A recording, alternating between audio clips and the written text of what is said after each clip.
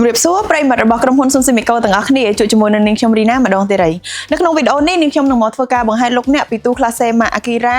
model CF NF 270ដែលជាប្រភេទទូ classe កកស្ងួតដែលលោកអ្នកអាចប្រើប្រាស់ជាលក្ខណៈអាជីវកម្មក៏បានប្រើប្រាស់ជាលក្ខណៈគ្រួសារក៏បានទូ classe មួយ model នេះលោកអ្នកអាចកំណត់ដោយសីតុណ្ហភាពចាប់ពីដក10អង្សាសេរហូតដល់ដក18អង្សាសេទៅតាមម្ហូបអាហារដែលលោកអ្នកដាក់ classe នៅក្នុងទូមួយនេះ